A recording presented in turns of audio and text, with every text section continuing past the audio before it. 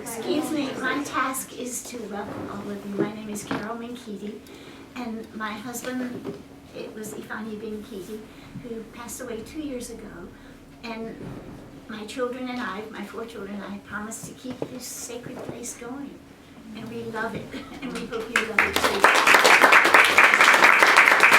I'm so happy to have Roger Reeves here tonight, a very, very special poet. So enjoy yourselves. Thanks for coming.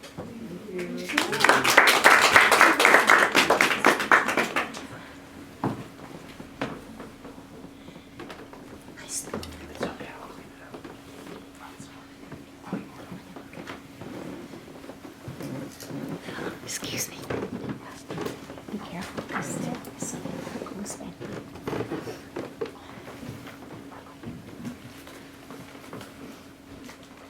Hello, my name is Fiona. It's my pleasure to introduce Sandra Lim. She was born in Seoul, South Korea. She's the author of 2 previous poetry collections, Loveliest, Grotesque, and The Wilderness, chosen by Louise Glück for the Barnard Women Poetry Prize. She has received many honors for her work, including the Levis Reading Prize, an award in literature from the American Academy of Arts and Letters, and fellowships from MacDowell and the Getty Foundation. She's a Guggenheim Fellow in Poetry and lives in Cambridge, Massachusetts.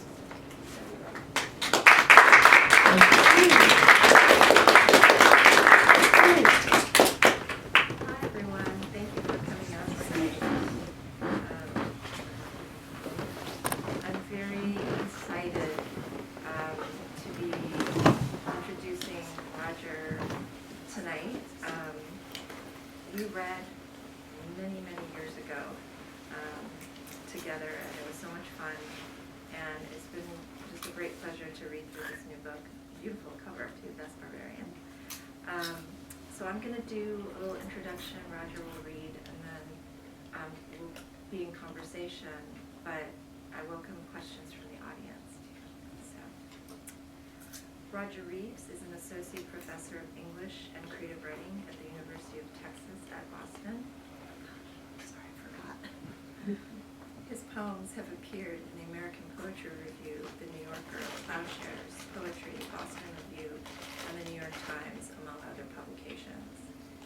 He was awarded a 2015 Whiting Award, 2 Pushcart Prizes, a Hodder Fellowship from Princeton University, a 2013 National Endowment for the Arts Literature Fellowship, and a 2008 Ruth Lilly Fellowship from the Poetry Foundation. His first book, King Me, won the Levis Reading Prize from Virginia Commonwealth University, the John C. Zacharias First Book Award from Plowshares, and a Penn Oakland Josephine Miles Book Award. Roger's poetry draws from rich and varied sources. The poems invoke writers and musicians from Dante to Mahalia Jackson to Drake, from James Baldwin to Virgil, and they broadly investigate the intricacies of language and history. He often uses different personas to explore the violence and politics of poverty, gender, race, and South. And while many of the poems in the highly intertextual Best Barbarian address interlocking violences of white supremacy, police brutality, and colonialism in the U.S., as well as cultural and personal grief, they speak and sing in a broad range of tones and forms, sometimes moving between agony and rapture in a single page. I hope to ask you about love poems tonight. So please welcome Roger Reeves.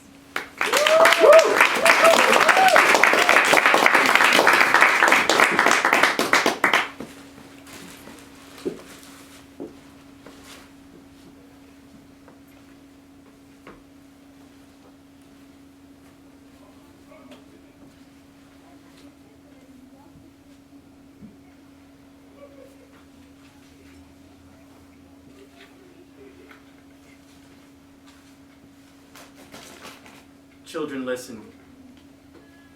It turns out, however, I was deeply mistaken about the end of the world. The body in flames will not be the body in flames, but just a house fire ignored. The black sails of that solitary, burning boat rubbing along the leg of lovers flung into a Roman sky by a carousel, the lovers too sick in their love to notice a man drenched in fire on a porch, or a child aflame mistaken for a dog, mistaken for a child running to tell of a bomb that did not knock before it entered in Gaza with its glad tidings of abundant joy. In Casmira's, a god is weeping in a window, one golden hand raised above his head as if he slipped on the slick rag of the future. Our human kindnesses, unremarkable as the flies rubbing their legs together while standing on a slice of cantaloupe. Children, you were never meant to be human. You must be the grass. You must grow wildly over the grapes.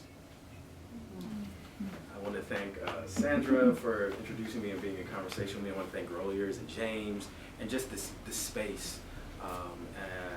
This is the first place I walked into when I came to Cambridge. I was like, oh, I got to go to this bookstore. I've heard about it for years, and I just came in, and it's been complete love ever since. You can feel the warmth of it, all the books. Please don't let this be the only time you're in a poetry bookstore. I know many of y'all love poetry, so this is y'all come. I'm just going to read, a few poems from the new book. I'm still getting used to them being in the air. And what I'd like to also do is dedicate this reading to, I think of him as a sort of poetry forebear in some ways. A lot of the poems are in conversation with him, and unfortunately couldn't be here tonight, and that's David Ferry.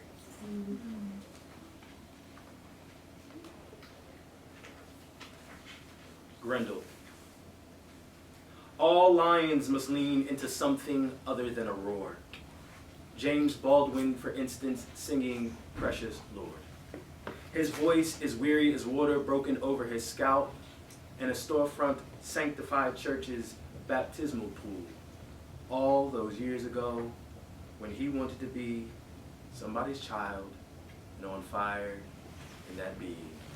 Lord, I want to be somebody's child, and chosen water spilling over their scalp, water taking the shape of their longing, a deer diving into evening traffic in the furrow drawn in the air over the hood of the car, power, and wanting to be something alive and open. Lord, I want to be alive and open. A glimpse of power. The shuffle of a mother's hand over a sleeping child's forehead as if clearing the city's rust from its face, which we mostly are. A halo of rust. A glimpse of power. James Baldwin leaning into the word light. His voice jostling that single grain as if he might drop it or already has. I'm calling to that grain of light, to the gap between his teeth where the many of us fatherless sleep and bear and be whatever darkness or leaping thing we can be. In James Baldwin's mouth, my difficult beauty, my weak and worn.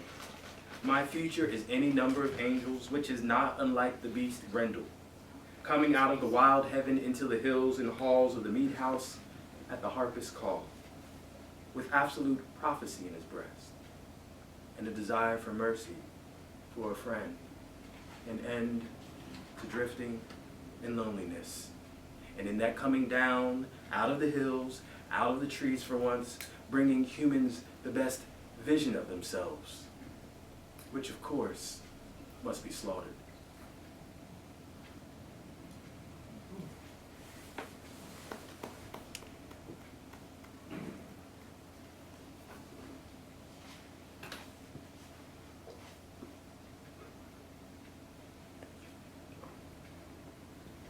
Cocaine and gold.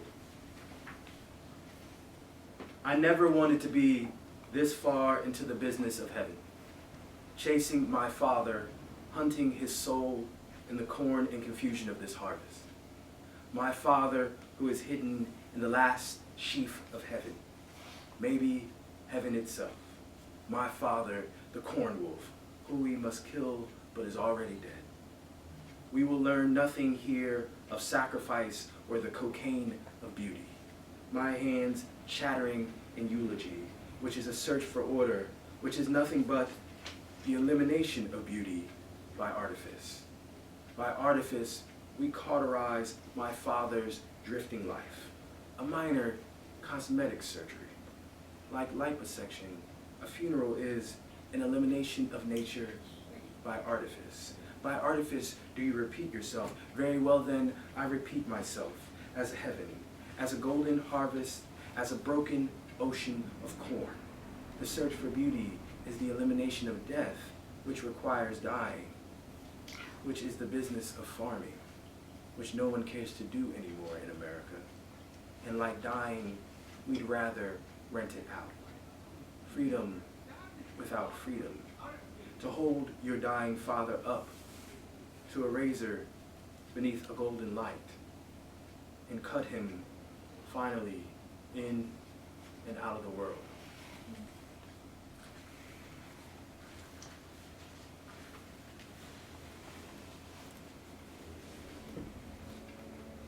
Into the West. It would seem clear that no one could call upon thee without knowing thee.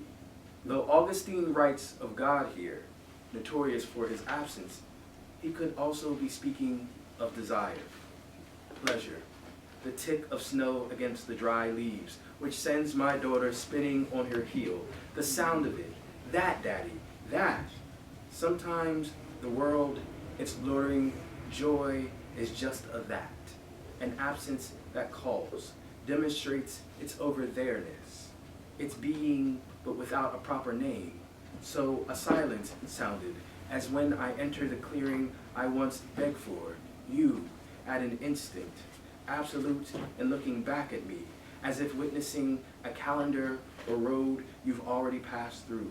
So my face now, in whatever wolf, vulture, or golden horn of pleasure, a that, a ticking of snow against the wet road, nameless, thee, where you've been and left the body of that being. So I hurry and press into your leaving like a leaf scuttling after the dream of itself, into the sharp wet of the snow against the skin, on into the West, where desire and sometimes pleasure is a type of faith, what you call me to, in this spilling, this motion of night, your hair loose in the water of your back. Your spine has become the eye you wish for me to see through, but I must close my two good eyes, which is the beginning of any apocalypse or rapture. Our daughter or the day, us touching the north and south of each other without compass or roads. This stumbling, a type of faith too, a seeing but without the dependence on sight or some heavenly ruin, a signal of an end. It was like the deer outside, gathering at the window, licking the cold glass to smoke.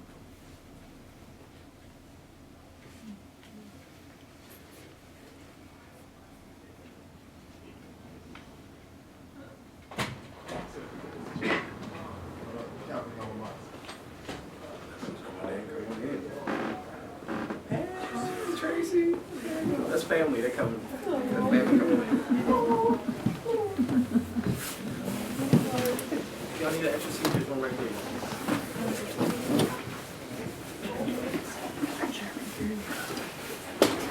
This next poem. So this book deals a lot, obviously, with grief.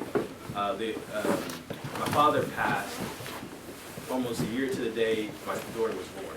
So within her first birthday, and I didn't grow up with my father, and I got to know him in my 20s. You know, you have to build that adult relationship, and I thought, oh, he's gonna have the opportunity to be a granddad. And then on my first Father's Day, I get a call, and they're like, your dad has 8 weeks to live. And your destination is on the right. From cancer within 10 weeks he passed. So a lot of the poems for this, and I say this just because to talk a little bit, a lot of that first year after he died, right? So I'm thinking about like my daughter's changing, right? She's becoming, and then that year after, all I could do was just write. Like every poem somehow would veer back towards my father.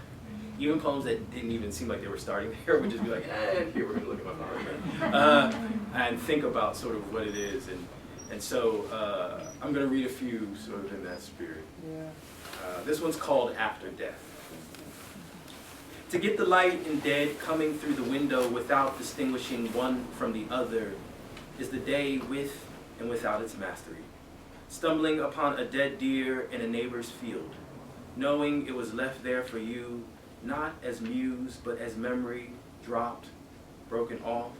Death no longer concerned with this beast that once covered a field with the white breath of its longing, because the animal is beyond death, and death has no interest in what is beyond it. So now it's off to stare at this barely standing there drunk, swaying beneath two sides, hanging on two boards above his raised eyes, the afternoon drifting into doorways. Death now in a pocket of pines, in the thick hair of a boy who turns a skunk over with a stick, watching the Christmas of its intestines steam in the snow. Death touching the boy where it is he will know him, beneath the arm, as if raising him up to this common understanding.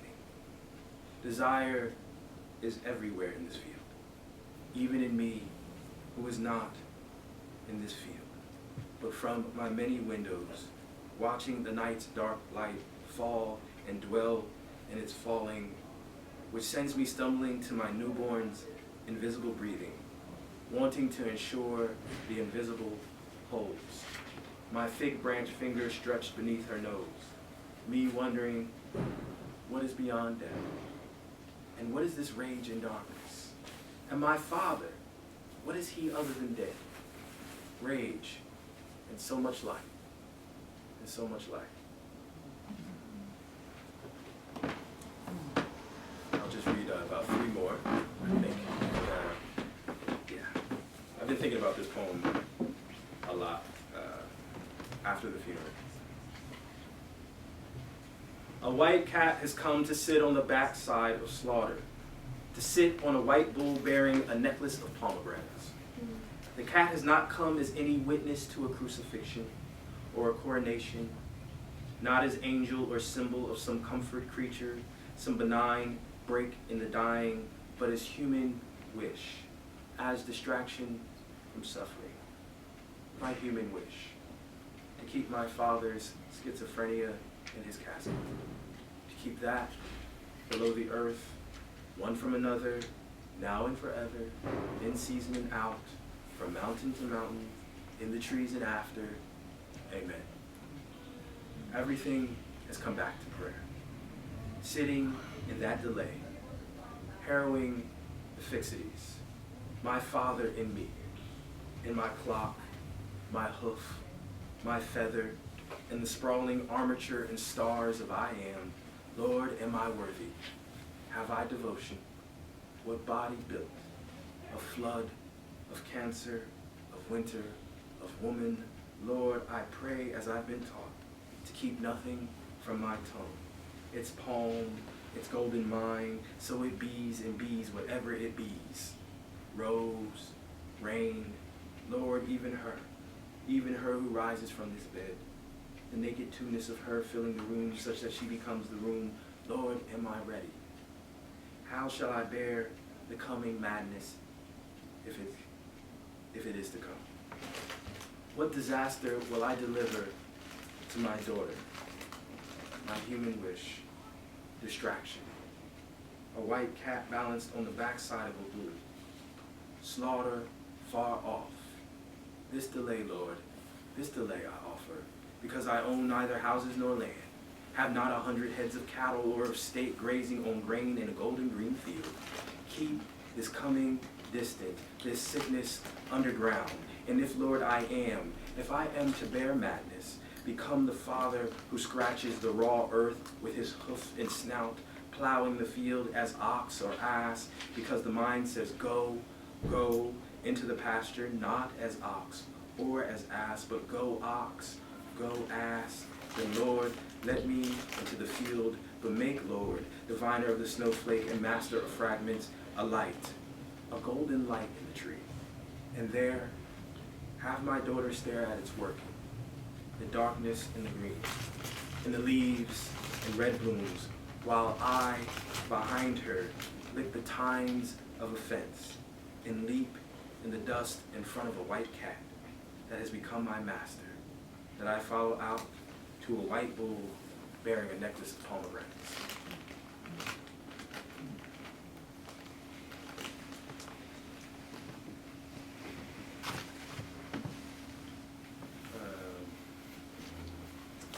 I always like to read one that I've never read out.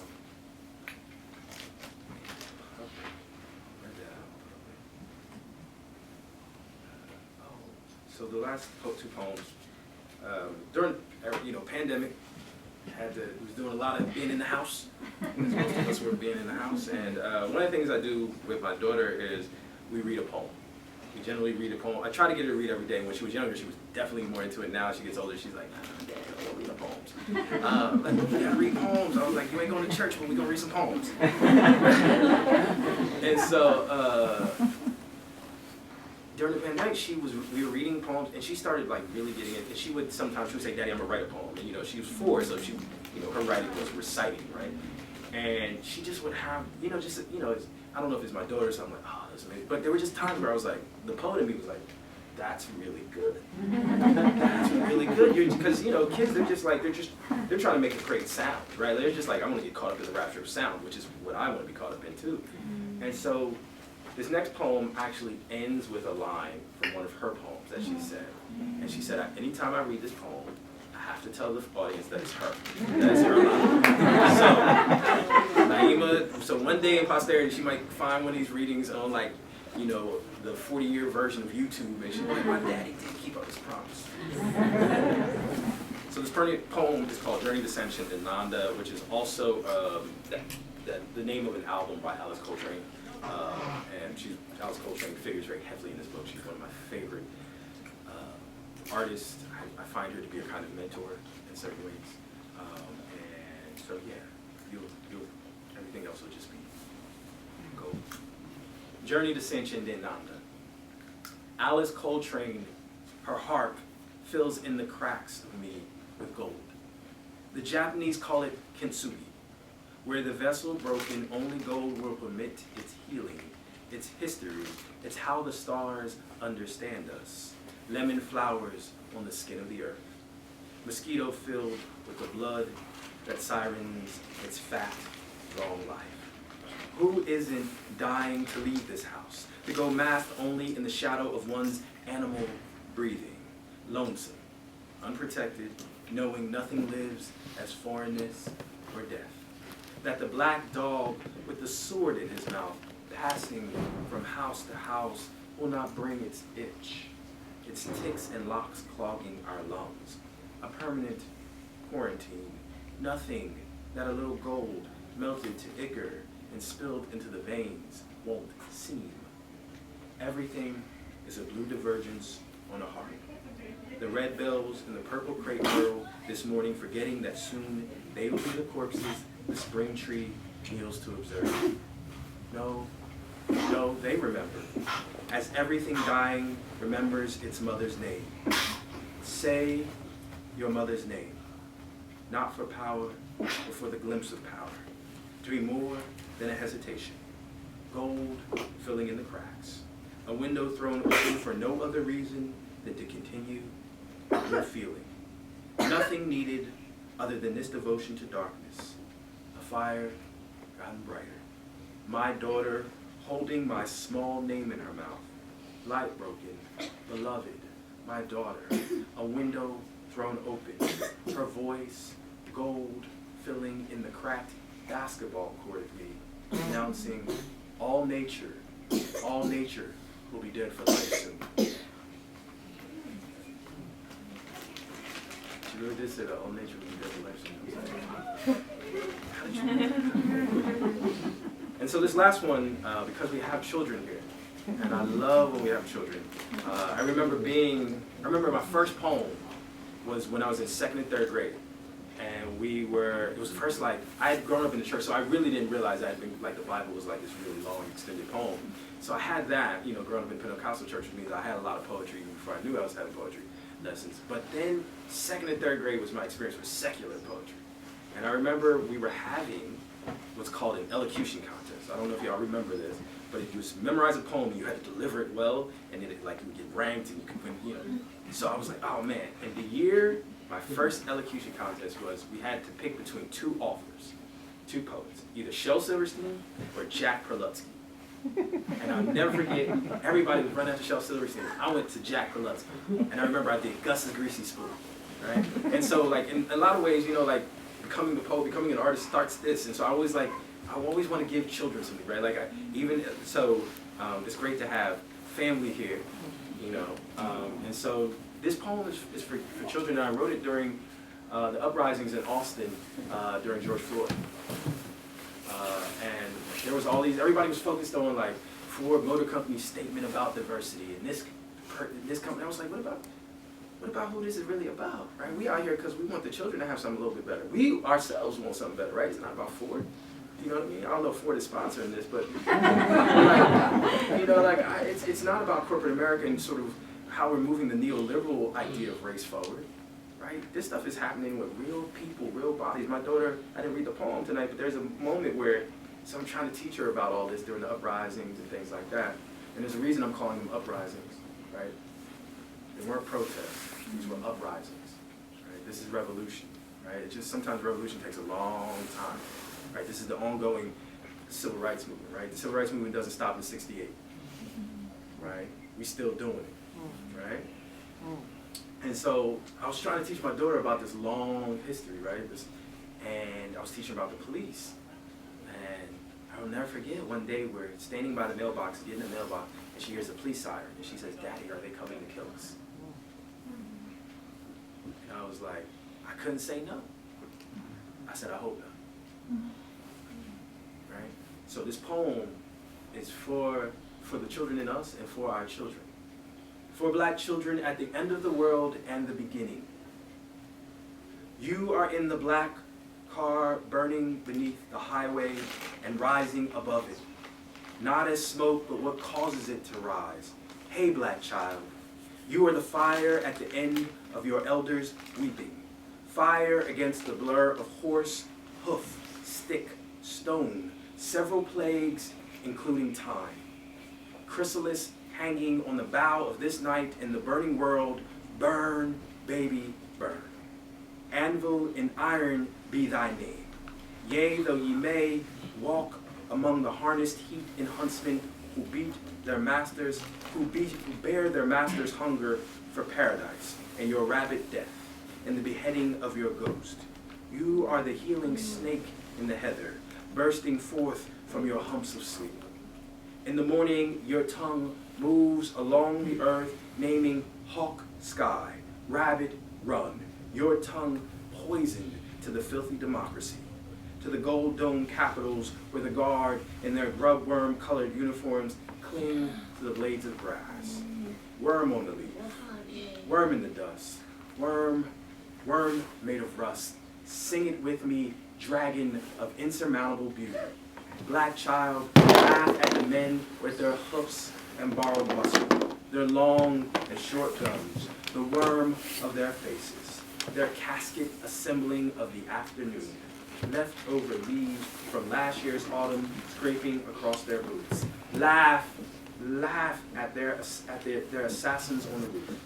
For the time of the assassin is also the time of hysterical laughter. Black child, you are the walking on of water without the need of an approving master. You are in a beautiful language. You are what lies beyond this kingdom and the next and the next, and fire, fire, black child.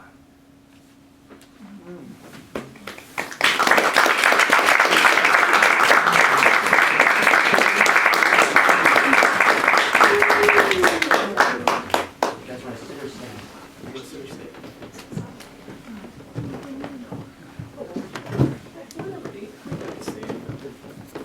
Your shirt's right here. Yeah, we see about here. Yeah, I guess we'll grab the chairs.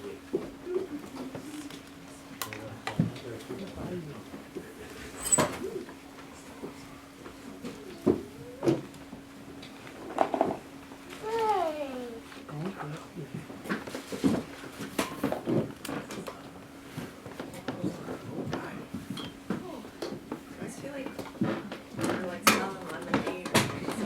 Thank you, Roger.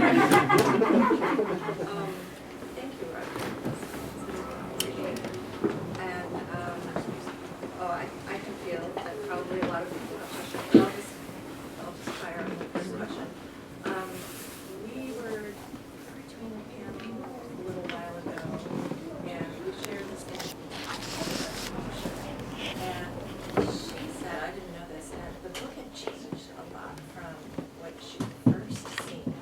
I'm always curious to see, like, both as a practitioner, the kind of turns or swerves one makes when putting a book together. So my question is really, how did this sort of project or book begin for you? Some people write very much poem by poem, others have like sort of master structure in mind. So I was wondering if you could talk a little bit about that. Sure. So when I originally got the book contract for this, it was a completely different, it was a long poem called On Paradise that I've been working on since I've been here. But I wrote it in like a rush. When I mean not a rush, it came out in like a year. It was like 50 some odd pages. And I thought, it was funny, that was when I was at Princeton, it was hotter, and I was just like writing, and I had all the space, and then I had my daughter. And it wasn't it was watching her just be herself. And I thought of it as an aesthetic act in some ways, and I felt like she was doing what I wanted to do in poems, just in her everyday life, moving in the world and becoming herself. And it really shifted my sense of what I wanted to do work. And so I really didn't know how to edit that because the project was so ambitious in a certain way. And so the project, I'll describe it, what it is the project that was called On Paradise, and what it is it's a dream, but it's also the dream of a man who's been lynched. And as he's dying, animals take his body parts to different parts of the world, and he begins to experience the world from these various body parts. So his eyes get taken by birds to Gaza. His arms get picked up by like Romulus and Remus, right? And he's learning how to be dead, right? And he's encountering sort of the world. And so it's like him sort of learning how to be in the afterlife. And which was a very ambitious project. It was a project that started out with like, kind of like, you know, when you're younger, you feel like people aren't really seeing that you can do a thing, particularly in poetry, but I'm gonna show these motherfuckers, right? And so I was like, but it was a project that I felt like had a little bit too much hubris in for me. And it's not terrible, like I think we start that way. Like, I think we're often motivated by haters, you know what I mean? You're like, oh, that's sports in a lot of ways. But my daughter just was so much herself. And I was thinking about something that the poet Terrence Hayes had said to me once, where he said, I don't know if Nina Simone is a great singer, but she sounds so much like herself it doesn't matter, right? And Thelonious Monk also says, genius, he says the man, I'll say the woman or the person, the genius is the person that is just the most himself. And so I wanted to write a poem that was just like myself. And so one of the things that came to me, and you get all the, is I have like a lot of influences or a lot of things that I like to be in conversation with, right? So I'm hearing things, I'm always like circulating, and so I kind of have like, and I'm also like very much steeped in a sort of hip hop / jazz aesthetic, so I'm really interested in citationality and like bringing different pieces and kind of creating that patchwork. And so it wasn't until Children Listen that I wrote Children Listen. I was like, oh, now I think I know what I'm writing to it, and that wasn't until 2018 or so. And then again, my father had passed, so there was all this sort of, I never thought I'd have a second book, to be honest with you. I just like writing poems. You know? You know what I mean? I like that, because sometimes, for me, if I have a project in mind, it's to the front of my brain is controlling it, so That's right. poem by poem. But I love that story, because even as you're talking about the project that you started with, a kind of defensiveness fell away. And there's love, just being herself. I love that. I do want to ask one more question before I open it up to the audience. So I love the citationality because, I mean, your first poem is called Wrangle. Thank you.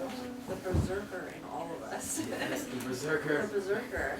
But I love how free you are with, you know, all the different kinds of references. Because, I mean, sometimes my students are like, wow, all your references are to other books. That's who I like to hang out with. Yeah, exactly. Or it's a big part of my world. That's Some of those right. people right. But I was curious, I mean, you have so much background, I mean, in your first book too, with different personas and whatnot. I love the first poem, Grendel, very much. Did you know that it was gonna be sort of, makes the first poem book kind of announcing a lot of things? That was Jill, so that was our editor. Oh. Jill made the suggestion. That was like the third poem. She was like, "Why don't you move that to the front?" Because originally it was going to start with, without the pillar of lying, which starts rage, sing goddess of the on top of love, right? So I would start out almost like the epic, right? And so, and it's all about like getting Beyonce. Like I've always wanted, like, what if Beyonce actually sung the myth of the country? Oh my God. Like, wouldn't that be a great album? Like, she's always looking for a concept album. I'm like, sing the fall of America, right? Like, sing the like fall of the empire, right? Like, you would be, I mean, you would be immortal at that moment, right? So I was like, so I wrote the poem, right? Like, if it were a project, this would be like, I would write Beyonce into like singing the fall of America, right? And so, yeah, so Grendel did not start out that way. It was originally a poem about Czesław Miłosz. Ah. It was originally not even about, like, there was this moment. So I went to Miłosz's house and like, Miłosz is a Polish poet, lived in Krakow, Finnish became the Nobel winner, and I had the opportunity to go to Krakow Poetry Symposium, which was hosted by the late Adam Zagierski, who was an amazing poet. If you don't know his work, he's an amazing poet, Adam Zagierski and Ed Hirsch. And I went over there, and we were there about 2-3 weeks, and we had access to Miłosz's house. And it was his apartment, it was pretty much the way he left it. His robe was still on the door, his shaving bowl, and I was just like, wow. And I was looking at his books, and like, there's English translations, there's Polish poets, you know. And originally I was sort of thinking about that, but then, and I wrote this poem, and it wasn't right. And then I heard James Baldwin sing. And there was something in hearing James Baldwin sing that was so unlike his novel, so unlike his nonfiction, so unlike what we think. And I heard tiredness and exhaustion. I heard someone who was weird, and I thought, oh my goodness, it felt so, and I remember listening to it over and over again and crying. Like when I was really hearing James, I was like, oh my God, oh. And so that's when All Lines was leaning to something other than the Lord. James Baldwin, for instance, singing Precious Lord, his voice is wonderful. And I started, and then all of a sudden it was like a collision of the Miłosz moment and the Baldwin moment. And then I was like, I was rewriting it at the beginning of the pandemic, so 2020, and I have to say, sometimes I like when poems don't come to me immediately. Like you have to sit with them and they only come out one line every hour, which I think is like, I think we always think that it has to be like this unconscious rush, and I think sometimes it's just like, and it was just coming really slowly, and I was like, oh, this is the temperament of this poem, and so I had to really listen to the temperament, and when I listened to the temperament, it swung me to thinking about, oh, Grendel was probably black. Grendel is James Baldwin. Grendel is, if we really think about if we know anything about Beowulf, so Beowulf is, it's all about the hero who comes and slays this dragon, right? But this monster that's on the edge of society, right? Is of color. They don't understand his strength. All of the like hallmarks of race aren't there with Grendel. And I thought, oh, this is the first black man in literature in Western Lit, right?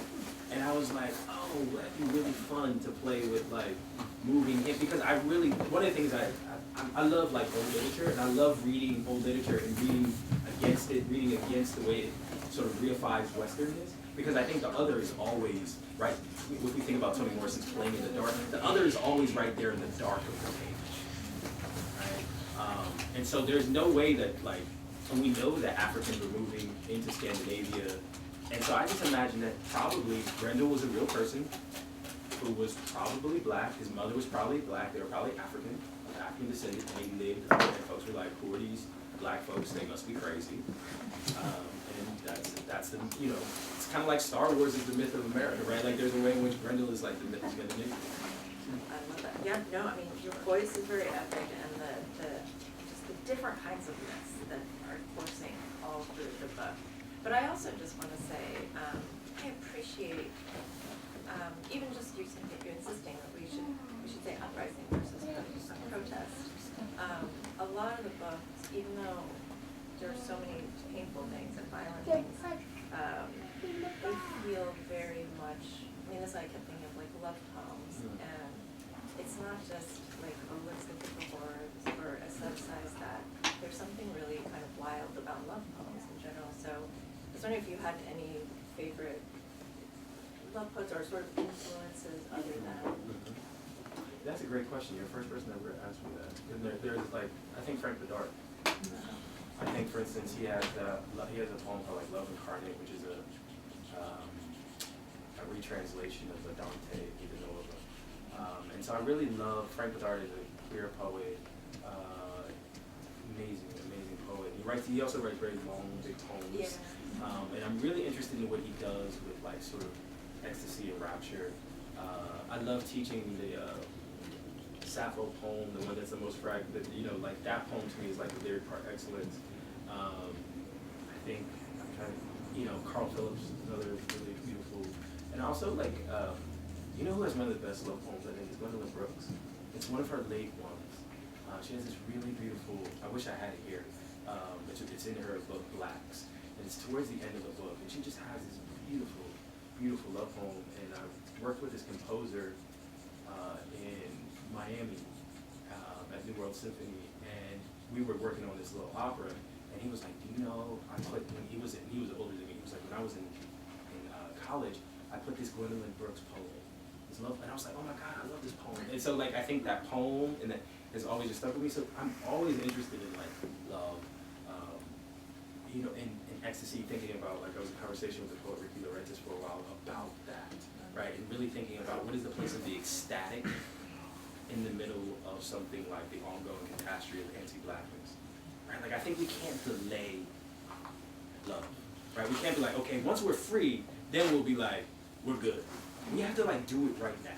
We have to like experience our ecstasy, experience our pleasure in the middle of the thing, because there's no telling when that quote-unquote future will be. And so I think we have to live our futures now, right? We have to say, I love you, I have to enjoy my pleasure, I have to enjoy my body now, right?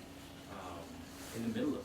And I think like I can't help but think that that's how, my ancestors came up with like blues, and like, and their comedy, and how like, in jazz, right? It was all about, okay, there's all of this surveillance and plantation, deracination happening, but I'm still gonna make something. I'm still gonna make something inside of that, right? And so that's the way I think about love. I think about like, in the middle of this, we have to like, we gotta dance sometimes, right? In the middle of the storm, we gotta dance. Well, I want to, open it up to the audience. Does anyone have any questions?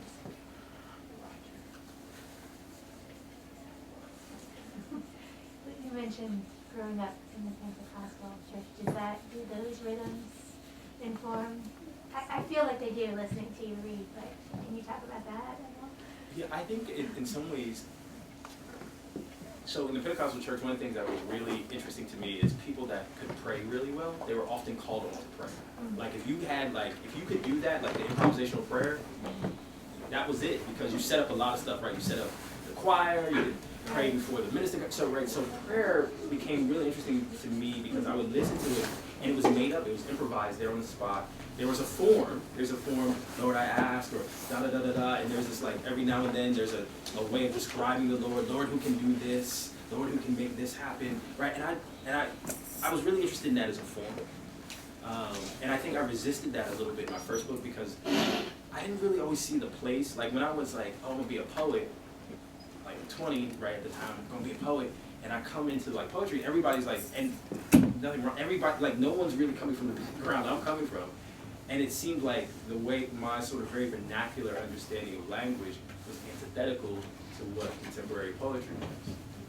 I remember I had when I went to Princeton undergrad, and there was a poet, he's won a Pulitzer, very famous white poet, who told me, no, the work you're doing, it's oral, it doesn't really fit here, right? So this was an undergrad, right? It wouldn't really fit, I think you need, and so it was, so yes, very much so. And so I wanted to be very much, again, myself in this book, right? And myself is someone who very much left the Pentecostal church, but nevertheless, really sort of, there's things I've taken from it that were really kind of, it'd be awesome if we, brought some of that sound right, out, right? I think about like what Kanye does in Life of Pablo when he takes all of Chicago. I don't know if you guys know who Kanye West is, but you might. But but he does this thing which is really, like, he's deep in his crates, because if you look at like Life of Pablo, most of those tunes come from Chicago black choirs from the 70s and 80s and 60s, and children's choirs in particular. Right? And there's this whole Chicago gospel sound that he's really pulling on in a really beautiful way. And so I was like, oh, I can, you know, like I'm really interested in thinking about like textures, right? Like, you know, that poem where I'm talking about the bull with the pomegranate, and that's, you know, I'm playing with Nebuchadnezzar there, right? And so I don't know if y'all know who Nebuchadnezzar is. He was a king who winds up actually, now we would say he was schizophrenic. And he eventually, he sort of, in one of his schizophrenic episodes, thinks of himself as an animal, right? He goes into the field and he lives in the field for a long time, and then eventually comes back. And I was always obsessed with that story as a child. And I think it was because in some ways it reminded me of my own father. And so, yeah, Pentecostal church. So did you like really came up in church, but then later were like, Oh, yeah.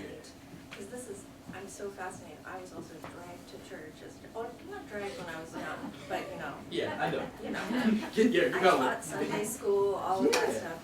But then there was this turn away. Mhm. But I think, and for me, I didn't understand, I have like baby Korean, so I would just hear it was like opera, but I wouldn't even know what they were saying, but some of just the rhythms and everything that comes through. But I'm so grateful to know the stories. They're so amazing. Yeah, it's so fun. Like, I was actually a minister. I thought like I was called. So I used to like deliver sermons when I was 16 to 18, and like bring me up. And there were times when people were like, "Oh, you're gonna take over the church," and then I went to college. And I took my first anthropology class. You know, I got those stray secular teachings. And I remember I was writing this paper. I'll never forget. You know, it's freshman year. You're like, oh, I don't feel like writing a paper. So you're up to 3 in the morning, and you're like, I was really into anthropology. I was taking this medical anthropology course where we were thinking about like clashes of Western medicine with Eastern, particularly the Hmong people, and sort of there was a real big book in the late 90s called The Spirit Catches You When You Fall Down. And they were talking about the tension, right? And I was writing a response paper, and I started coming to this idea, and it was really scary. I was like, oh, God is culturally created. It's not deep, but like if you've grown up in a Pentecostal church, you'd be like, well, the way in which Hmong folks or West African or, you know, British, like we all construct God out of the materiality of our culture. I was like, oh, that means that it was really right. Right? Where it's all relative. And I was just like, and it destroyed me. It destroyed me. Like I wound up like getting into a deep depression. I wound up dropping out of school because I didn't know what to do, because I was like, I've just like thought myself out of my foundation. And I turned to poems. You know, and poems were the way I was just like writing people, like, you know, and so, but yeah, I grew up, my mother was a Sunday school teacher. My father was in Alabama, a minister. I found out later in life. So, you know, yeah. I'm glad on the secular side. A little more pleasure next to sin. Nothing wrong if you enjoy the other side too. There's pleasure next to sin. Any other questions? And we don't have to talk about church. We can talk about poems. Sorry,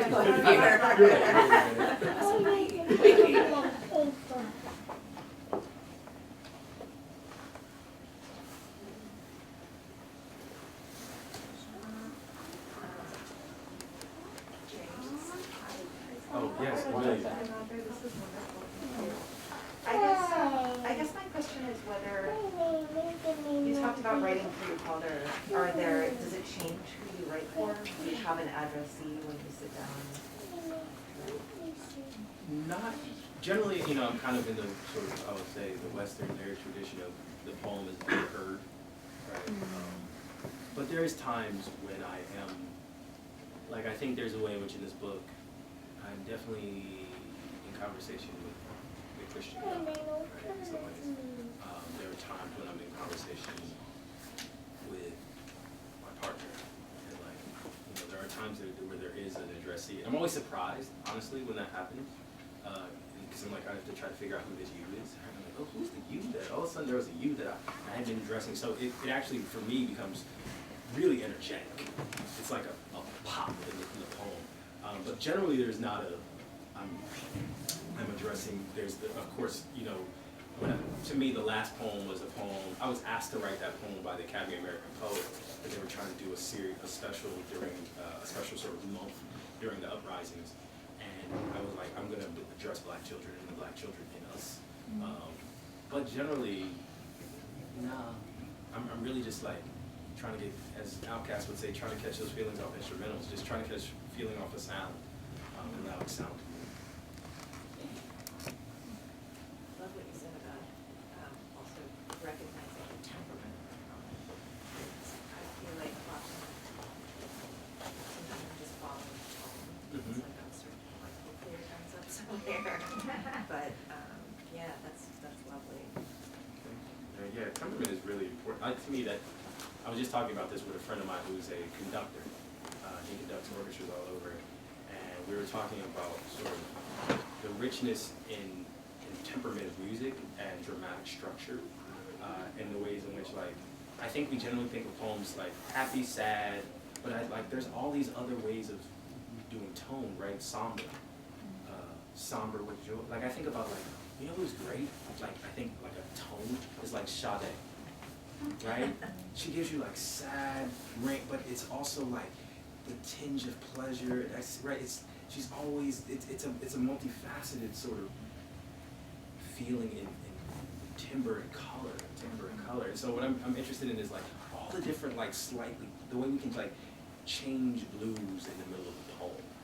Right? We can change our reds in the middle. We can do these things. We can have all these little shifts. That's what I want to do in poetry, is just like sort of express the wide range of a thing, right? And allow all that. Like I don't want people to be like, oh, these poems are sad, or these poems are they're actually much like us, living in all of that simultaneously. And it's just trying to like catch a moment and get that color. Thank y'all. Comment on that.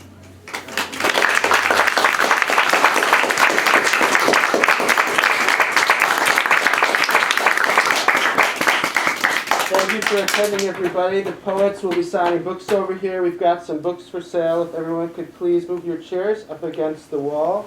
Thank you so much for coming.